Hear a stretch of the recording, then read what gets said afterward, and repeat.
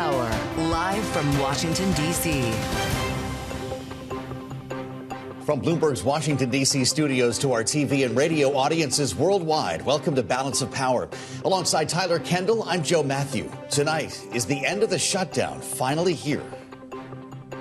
Donald Trump would rather make hungry Americans suffer, make kids suffer, make veterans go hungry and disabled individuals suffer, than do anything to lower health care costs for the American people. After 41 days, I'm grateful to be able to say that we are close to getting the government reopened. Leader Schumer and Senate Democrats over the last 7 weeks have waged a valiant fight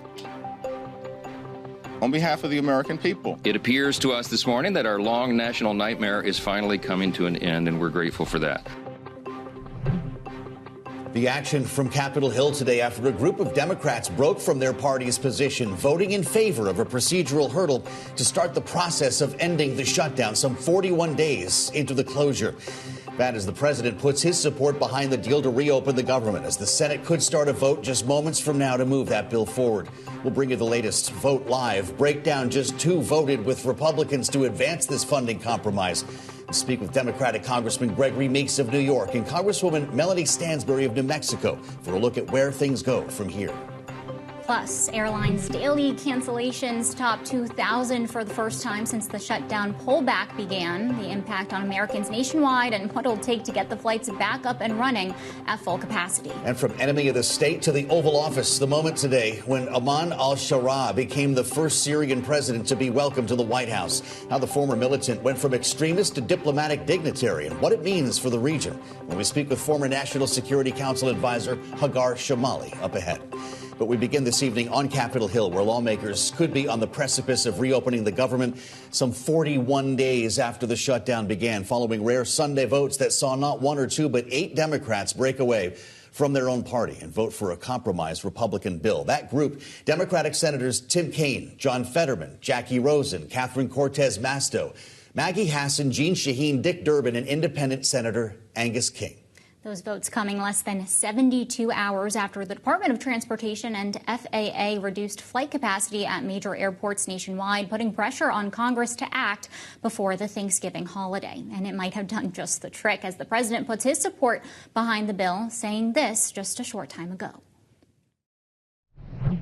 I think based on everything I'm hearing, they haven't changed anything, and we have support from enough Democrats.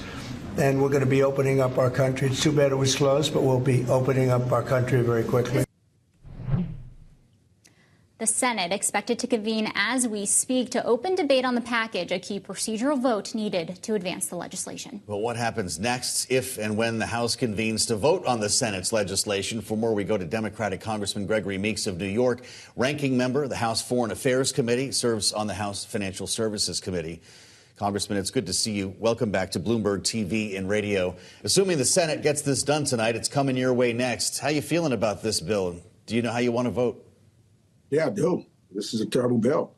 It does not do anything about the Republican trying to destroy health care for Americans. And we know hundreds, thousands of individuals on December 31st could be without health care. They can't afford it. That's devastating. The whole issue of the election this past Tuesday was about affordability. Affordable health care was one of those, health care, affordable groceries, things have gone high, inflation is moving up, affordable housing. This whole issue is about affordability. And so we still see that the President of the United States and his Republican colleagues still do not get it, that affordable health care is important for all Americans. Is there any hope, Congressman, for a deal on extending the Affordable Care Act premium tax subsidies, or at this point, is that now off the table based off of what happened in the Senate? Well, look, we've known for 15 years that Donald Trump and the Republicans did not want to have the Affordable Care Act. Yet they've done nothing about it for 15 years. We know that they say that they will fix it or they have a plan. No one has ever seen a plan. The opportunities to have this discussion, if they were serious about it, has come in nothing has happened, and so there's nothing to believe that they will do anything in the future.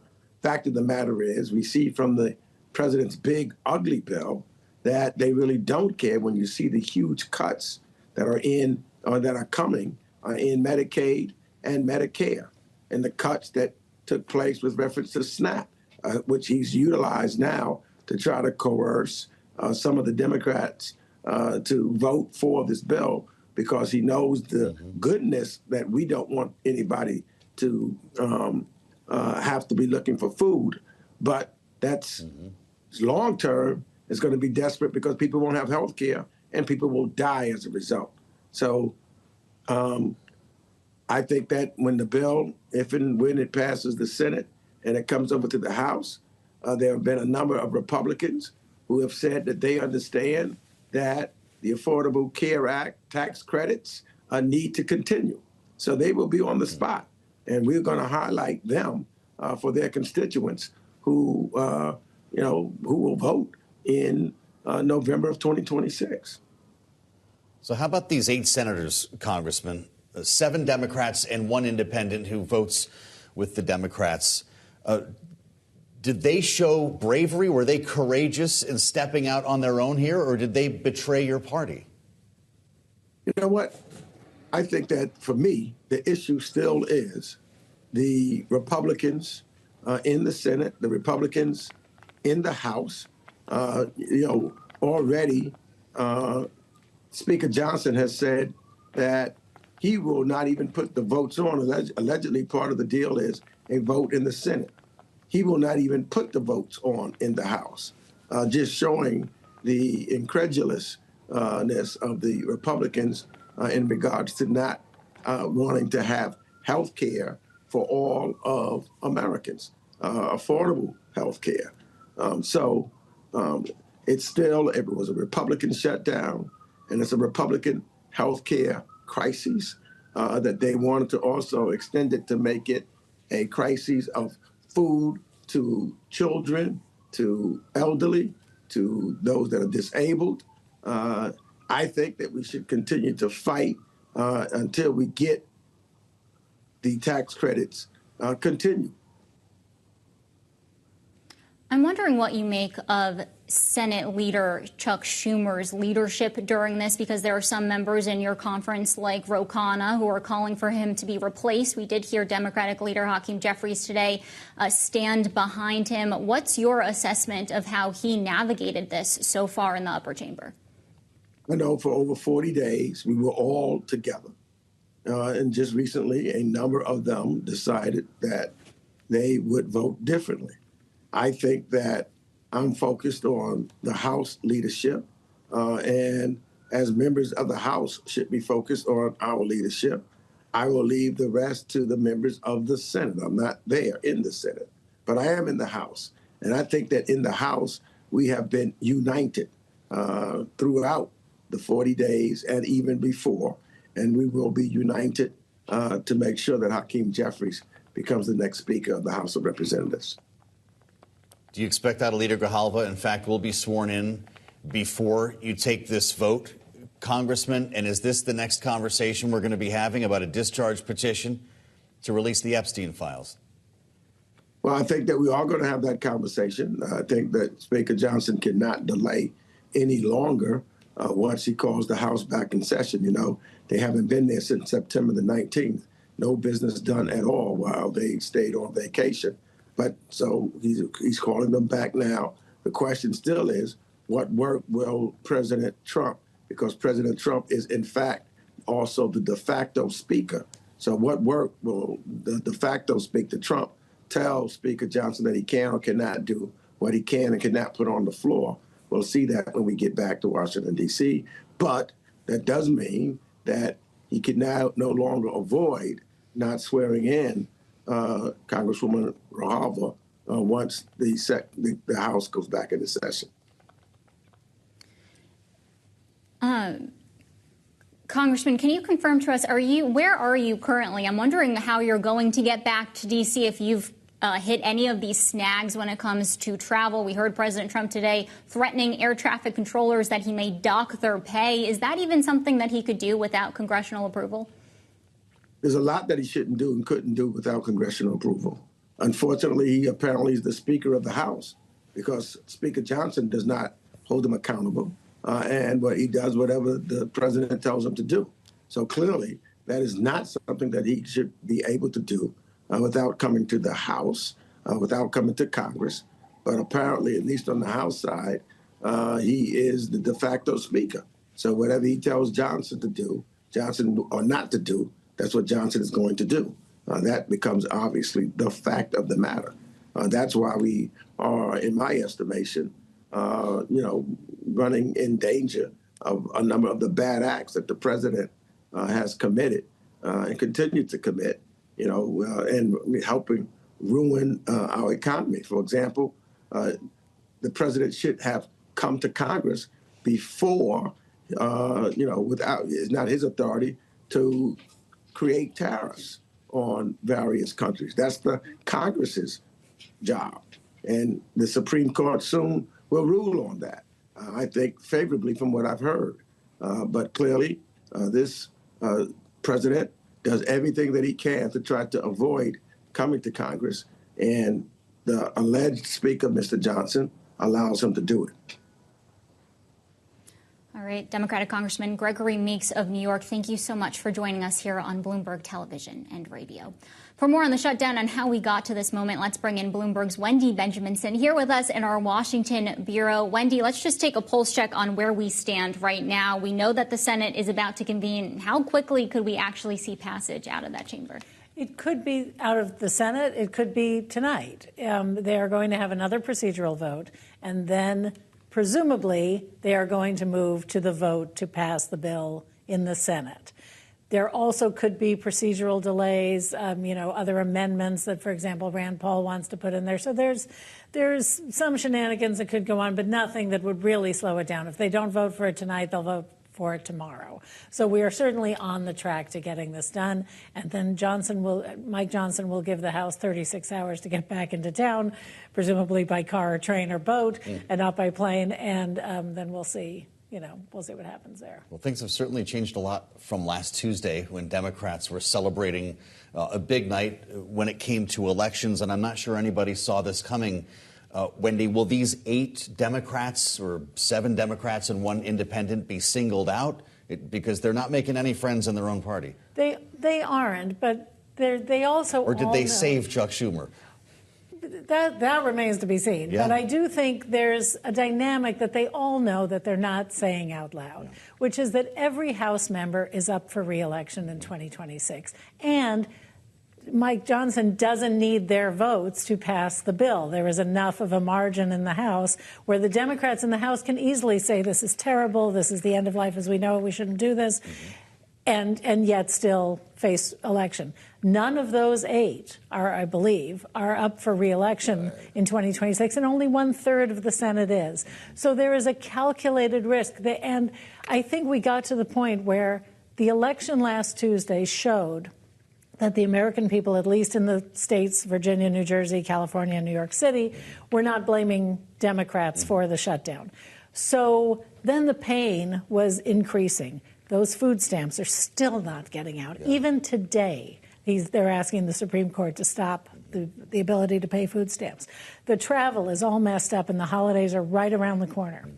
And so I think these 8 probably thought, look, we are not going to get the extension of the ACA or not going to get a vote of those subsidies. So let's just make it so the goodwill they've earned in the election lasts. Fascinating. A great breakdown from Bloomberg's Wendy Benjaminson. Thank you. Wendy mentions travel, so let's get into it with a closer look at one of the big pressure points pushing lawmakers to act, the reduced air travel nationwide that led to thousands of delays and cancellations over the weekend. It's just going to keep getting worse this week. We turn to Bloomberg's Sid Phillip, who joins us live from New York, covering the industry and the air traffic control system.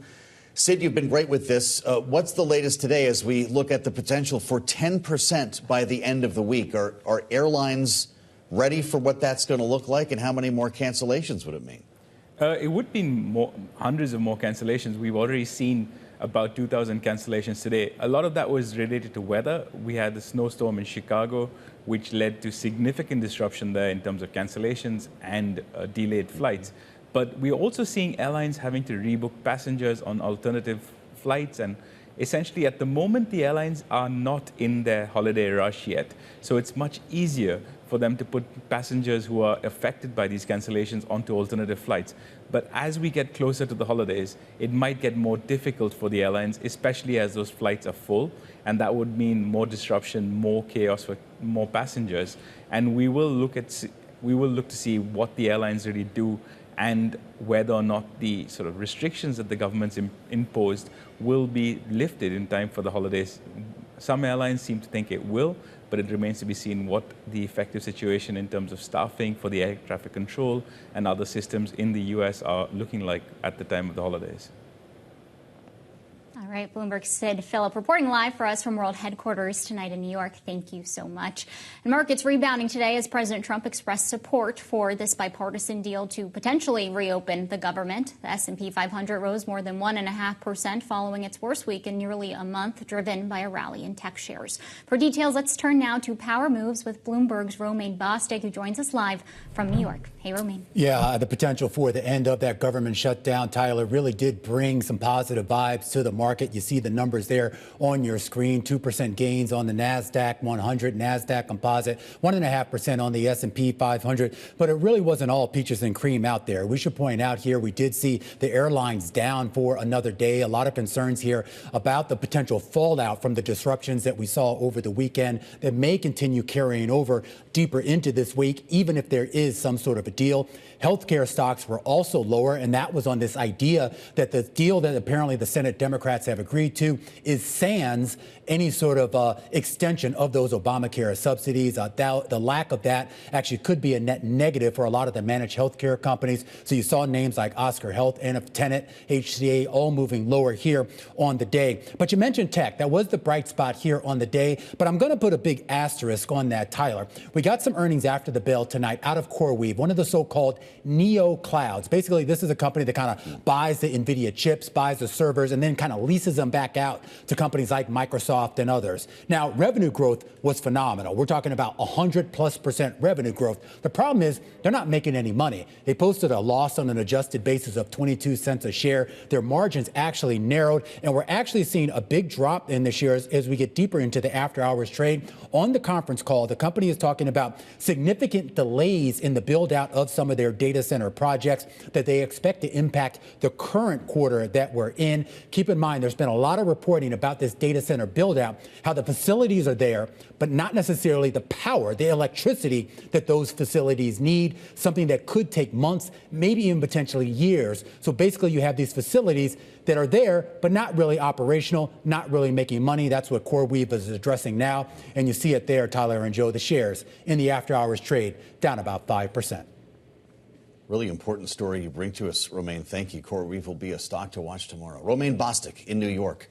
Coming up, we're back on Capitol Hill to take a look at what we can expect from the House this week when they reconvene for the first time in over 50 days. But first, a reset between the U.S. and Syria. What happened when the first Syrian leader to ever visit the White House sat down today with President Trump? What it means for U.S. Mideast relations when we speak with former director for Syria and Lebanon on the National Security Council, Hagar Chemali. She's next on Balance of Power on Bloomberg TV and radio.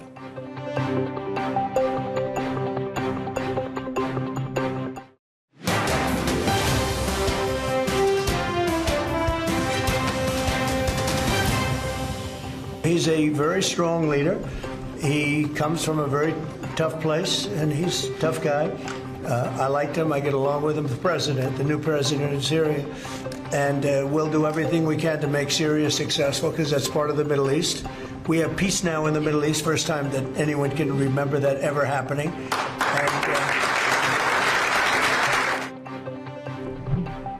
It's Balance of Power on Bloomberg TV and radio alongside Tyler Kendall. I'm Joe Matthew. That was the president earlier today commenting on his historic meeting with Syrian President Ahmed al-Sharaa at the White House. That meeting marked the first time a Syrian leader has been welcomed to the White House. Also came after the UN Security Council voted to lift sanctions on Syria's president in a move that could help the country's economic recovery after it emerged from a years-long civil war. Joining us now with her reaction to today's closed-door session. There were no reporters there. Is Hagar Chemali, founder, CEO of Greenwich Media Strategies. Former Director of Syria and Lebanon on the National Security Council in the Obama administration. Hagar, welcome back. It's great to see you on Bloomberg. This is an individual who had a $10 million bounty on his head here in the United States until quite recently. Did he deserve to be in the Oval today? Yeah, you know, I was actually Treasury spokesperson when we sanctioned him, so it's quite the turnaround. Wow. You know, deserve is a strong word. I think at the end of the day, the U.S. government always deals with unsavory characters, and because of certain goals and objectives, and the U.S. always pursues its national security interests unapologetically, and clearly they see an interest in dealing with al-Sharaa. Now, do I love the image or the risk of having al-Sharaa in the Oval Office? I don't love it, but I also do understand why the administration is working with him. Well, let's talk about that perhaps diplomatic shift. What's the broader geopolitical context that we should keep in mind here, as we often hear President Trump talk about bolstering allies in the region against Iran, for example?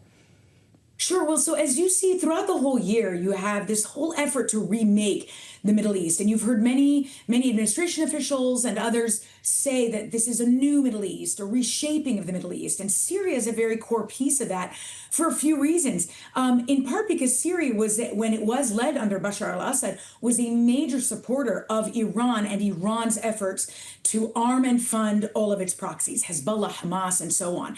And so when you have a new leader in Syria that has vowed to block Iran and not let it use Syria as a land bridge to rearm and fund Hezbollah and Hamas, though, by the way, that's not perfect. I don't want to pretend it's perfect, but who has at least vowed to do that, that is a key to achieving Trump's vision for the Middle East, which is not just a Middle East that has an axis of resistance that's crumbled, but also one where there's an expansion of the Abraham Accords, where there are more peace deals with Israel. And Trump clearly sees that opportunity in al-Sharaa, who is saying all the right things, who has shown that he is this pragmatic leader who wants to, most importantly, invite investment into Syria and is willing to do and broker the deals that are necessary to do that. Now, what that means for 4 to 5 years down the line, when there are new elections, how al-Sharaa's Islamism plays out is a question that we can't see into a crystal ball. It is a risk, but nonetheless, for Trump, it is a key piece in achieving this broader vision. Hagar, we've only got about a minute left. I'm loath to cut you off. I just wonder if this is all about the Abraham Accords. Is that what President Trump gets from this relationship in the end, that Syria joins the Abraham Accords? That's definitely the biggest piece here. I mean, Trump wants to expand the Abraham Accords. He and others have said that they want to expand it to include Syria. If you include Syria, then Lebanon will likely shortly follow after. That's a big win for Trump. He has said he wants to see Syria succeed as well. And what the U.S. gave today was renewing the waiver of the Caesar Act sanctions for another 6 months. That's helpful, but not huge. At the end of the day, they also don't want Syria to be a problem, and they want Syria to undermine Iran's influence. That is also a major piece of this. All right, Hagar Chemali, founder and CEO of Greenwich Media Strategies and former director for Syria and Lebanon at the National Security Council. Thank you for joining Bloomberg. And coming up, the Senate is poised to kickstart a procedural vote on a deal to reopen the government. We're following what's going to happen there and speak to a lawmaker who isn't too happy about how a group of Senate Democrats are voting. That's next with Democratic Congresswoman Melanie Stansbury of New Mexico. You're watching Balance of Power on Bloomberg Television and Radio.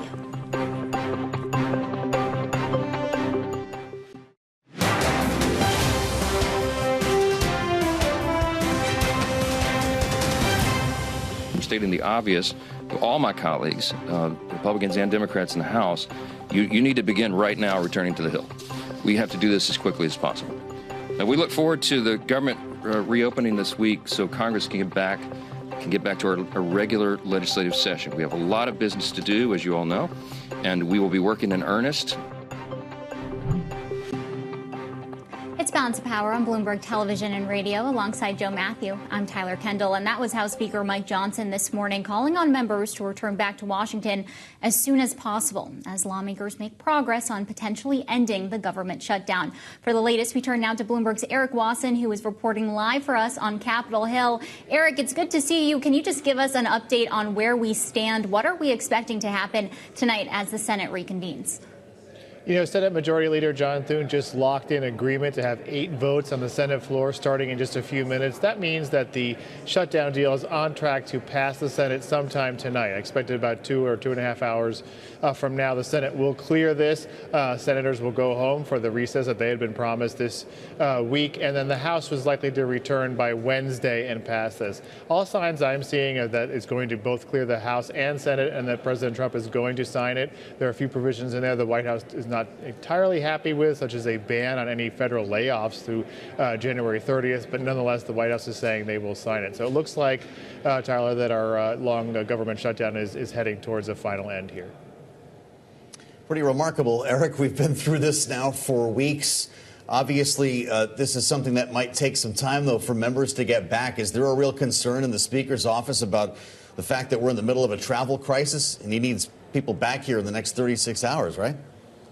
Well, it'll be 36 hours after the Senate passes this, so sometime on Wednesday. But yes, he did at his press conference, where he, by the way, took no questions, did urge all lawmakers to begin making their travel plans. So yes, the irony is that the skies are snarled in part by the shutdown, and then to end it, they need to get here. Importantly, though, there is an impact on Obamacare from all of this. We have a story coming out shortly, but it really looks increasingly unlikely that these Obamacare subsidies will be extended, and that's a direct hit to the revenue of insurance companies and to the pockets of many Americans. We talked to a number of Republican senators, and they're looking for extensive changes to Obamacare that would probably be unacceptable to Democrats, making it a really tall order to get something done on this by December, when Democrats have been promised a vote on the Senate floor.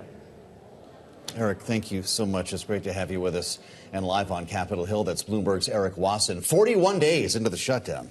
The White House Council of Economic Advisors is putting total economic losses so far at about $75 billion. That's a rate of $15 billion a week.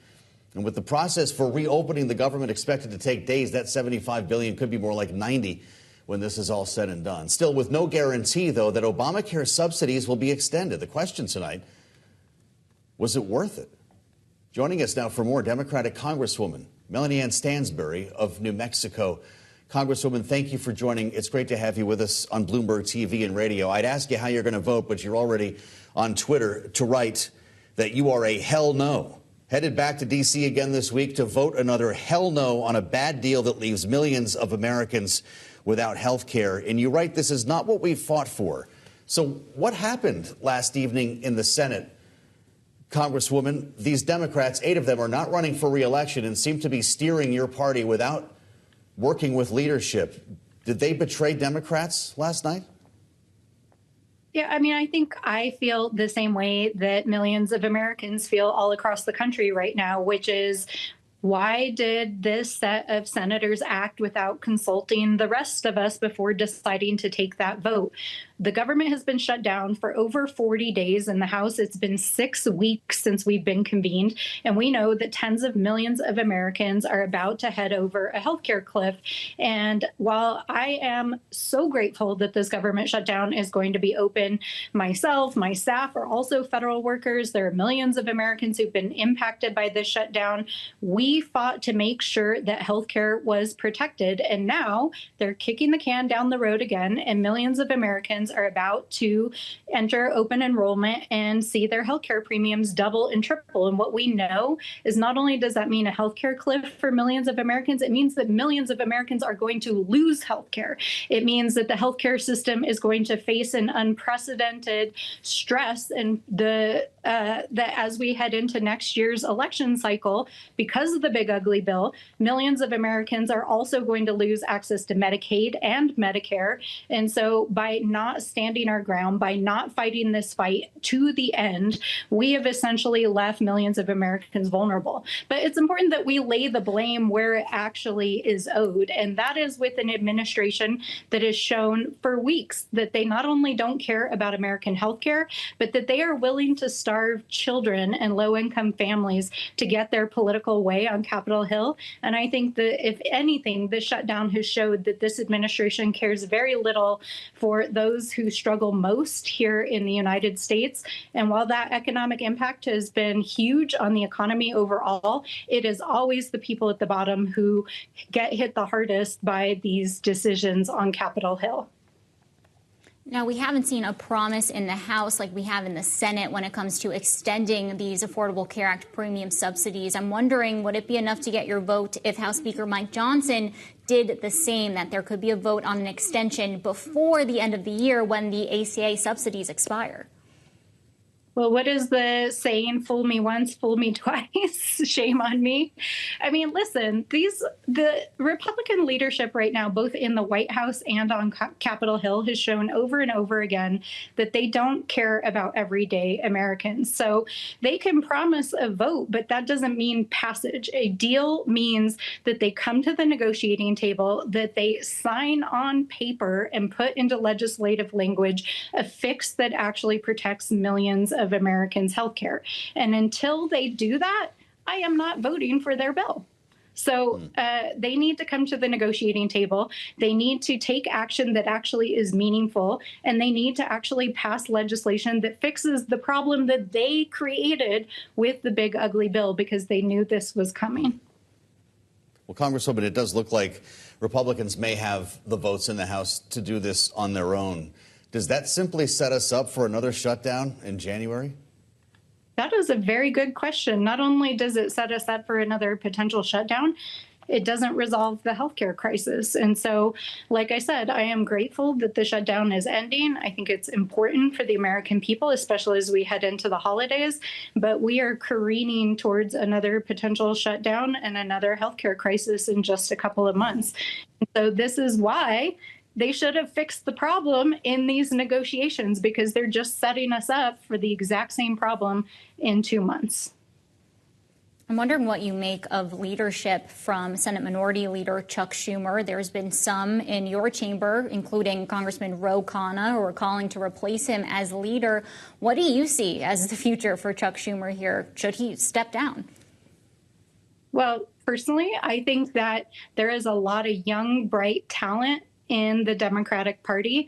And I think that the American people and the Democratic base are calling for that young, bright talent to ascend into leadership positions. But the reality is that we have the current leadership that we have in the Senate is still there, and they need to hold their ground and continue to fight for the American people. And I think it is on all of us to continue to demand that they hold their ground for the American people and for our communities. Well, we saw some of that young talent be elected into office in a number of different races last week. It was a big night for Democrats. On Tuesday, the very next morning, the president of the United States was blaming the shutdown in part for those electoral losses, and he told Republican senators to figure out a way out of this, which is why it seemed like Democrats were winning the messaging war, and polls would suggest that that's the case as well. Now that this has happened, Congresswoman, does it derail efforts by Democrats to retake the House in the midterms?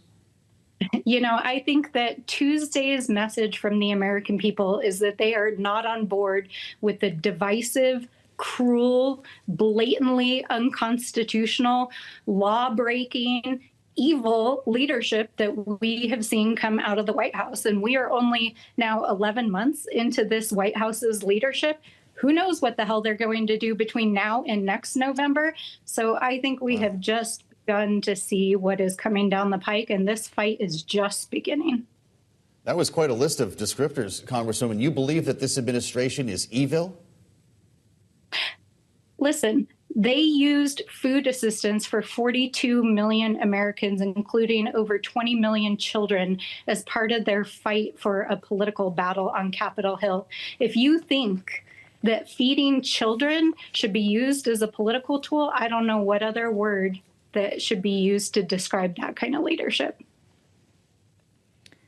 In our final minute with you, we also wanted to ask you about the air traffic control system, which still is seeing massive delays and cancellations. I'm wondering what your message is to constituents who are concerned about flying, and what your plans for yourself to get back to Washington currently look like.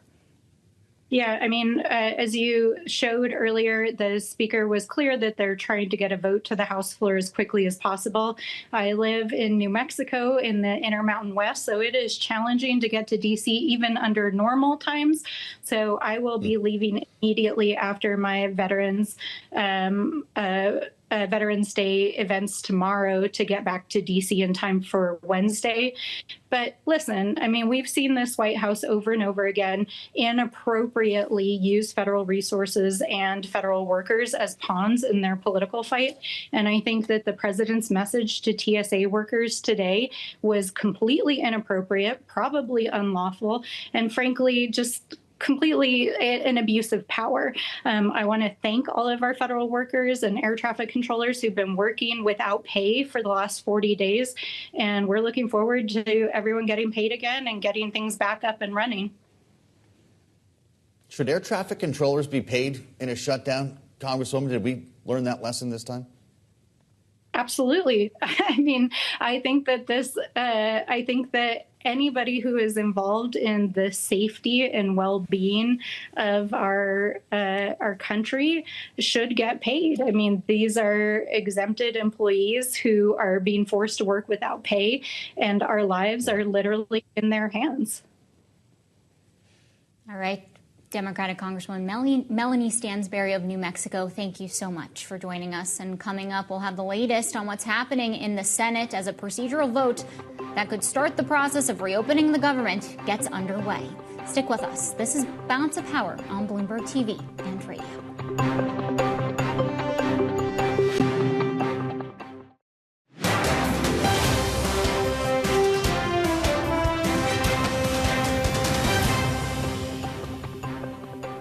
This is Bounce Power on Bloomberg Television and Radio. Alongside Joe Matthew, I'm Tyler Kendall. We'll turn back to the progress being made on the government shutdown in a moment. But first, here are the stories we're watching in today's Power Brief.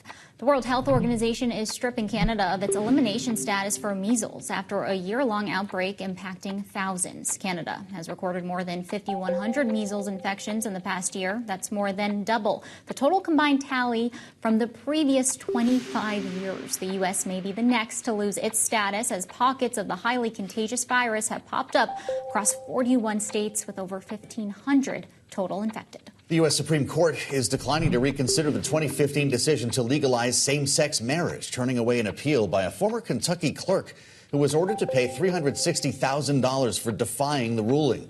The clerk, Kim Davis, drew national attention by halting all marriage licenses in Rowan County after the landmark ruling. And despite Justice Clarence Thomas suggesting a review of same-sex marriage during the 2022 overturn of Roe v. Wade, the justices rejected this case without comment. And could TikTok be the place you head for that latest podcast episode? The partnership announced today between TikTok and iHeartMedia would launch the TikTok Podcast Network, bringing with it 25 new TikTok creator podcasts in addition to iHeart's live events, broadcasts, and radio channels. Joining us now with their reaction to all the day's news, including the potential end of the government shutdown, our political panel, Bloomberg Politics contributors Rick Davis, Republican strategist and partner at Stone Court Capital, alongside Democratic analyst Jeannie Sheehan Zaino, democracy visiting fellow at Harvard Kennedy School's Ash Center. Great to see you both. We all survived the weekend, and here we are, Rick, on day 41.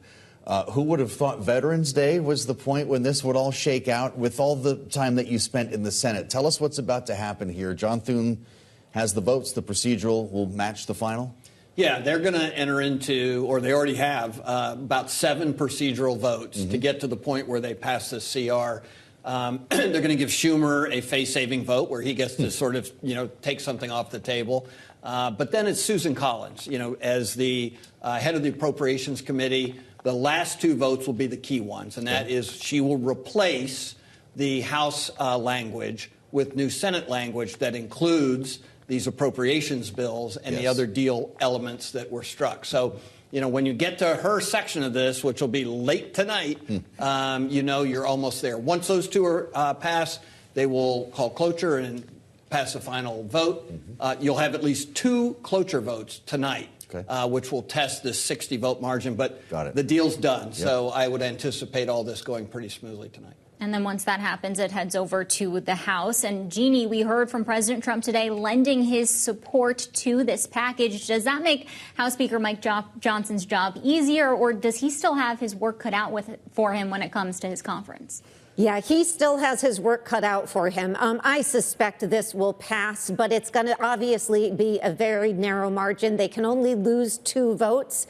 If we assume that the 2 Republicans who went against the initial CR go against it again, he'll also bring over potentially some centrist Democrats like Golden in Maine who voted for it. But either way, it's a very narrow vote for Mike Johnson. But I think this probably does get through. But of course, there's going to be the usual, I think, fireworks, whether on the floor or off. You just heard Tyler talking to the representative from New Mexico. Democrats are coming back to D.C., and they are not happy with what has happened in the Senate, to say the least. Can't wait to vote again. A hell no in that case. Jeannie, listen to Mike Johnson and his take on the why now. What do you make of the timing? Here's the Speaker of the House. I don't think it's coincidental. You know how I think, but it's after 40 days of wandering in the wilderness and making the American people suffer needlessly. Some Senate Democrats finally have stepped forward to end the pain. It appears to us this morning that our long national nightmare is finally coming to an end, and we're grateful for that. Mike Johnson, from this morning, Jeannie, you know how many Democrats, you were on the same program, said that they were not going to be a yes vote if it was simply the promise of an up or down vote on Obamacare. They needed a deal. So what do you make of what happened here? And I guess the big question remains, was any of this worth it? They could have struck this deal a month ago, right? Yeah, from some perspectives, they could have certainly, because it's the same thing that Thune offered them prior. They didn't get much more than he offered them, to your point, Joe, about a month ago. But things have changed a bit. One thing that changed was for somebody like Tim Kaine, he got some Republicans to support what he wanted to do in terms of federal workers. That was a big win for him and the federal workers. So there was some changes. But I think what this gets down to is the fact that as much as Democrats said this was about the subsidies on the Obamacare, it was really about something more, and that was the way that Donald Trump has been governing around Congress and the push by Democratic base members to do something. And the something they chose to do was shut down the government. And once they got that big victory on Tuesday night and they realized they weren't going to get much more from Republicans than that, they decided, at least enough moderates, that they were going to come to the table. So that's what I think we are seeing here. And while they didn't win much policy-wise, we never expected they would. What they did win was a framing of a message which says that while Republicans are concerned about billionaires and millionaires, and they will fight tooth and nail to ensure that the working poor don't have access to food, they are the party that stands up for affordability. And that's the message they wanted to put in voters' minds as they head to 26. Well, Rick, is there any hope for an Affordable Care Act extension deal? What are we looking at here? Because let's say that it goes through as the Senate has it planned. Republicans are going to have to address the issue when they take this promised vote. And while they seem on the same page that they're not going to negotiate before the government reopens, it doesn't seem like they're on the same page once those negotiations start. Yeah, there have been a number of senators and congressmen who have made it very clear that they would like to see something done with the ACA credit that's productive. And that may be a work requirement. That may be slimming down the universe. I mean, there are a lot of different ways to tackle this problem. And I don't think the Republicans want to be the party that says cold turkey, no, right? 40 million people lose their insurance or it doubles in price. And so the reality of this is we're going to see this now play out between now and the 15th of December. That was, basically the concept that was given to the Democrats. They're going to get a vote. Look, the House did take a vote on the ACA extension, and it went party line, and Republicans beat it. So this idea that we didn't get a vote is absolutely not accurate. The Republicans in the House gave them a vote on this, and it didn't pass, and that's what got them to the point where they were fighting this in the Senate. Well, we've been talking about this for 15 years when it comes to Donald Trump. Rick, you've been exposed to it heavily, not only when it was first crafted, but again in 2017 when John McCain famously gave the thumbs down in the well of the Senate. President on Truth Social says hundreds of billions of dollars in federal funding that goes to what he describes as money-sucking health insurance under the ACA should be sent directly to the public. He says they can purchase their own much better health care and have money left over. We're still waiting for a plan. Yeah, look, that's not a plan, right? I mean, you know, sending cash to Americans is not actually taking care of their health care. And what are they going to do? Give it to the money-sucking insurance companies so that they can health insurance. All right, we've seen this picture all over again. So, look, I mean, having been involved in a lot of initiatives since the Reagan administration to reform health care in America, you know, the more government does, the more screwed up it gets. And so, you know, you have to be cautious about any of these, quote, fixes. That's why John McCain went down to the well and did thumbs down, because the fix that they were talking about was going to make it worse, not better. And so until there's a plan that actually can tackle this beast and actually do something for the American public to get them affordable health care that is effective, we're going to have this spin drive going on over and over again.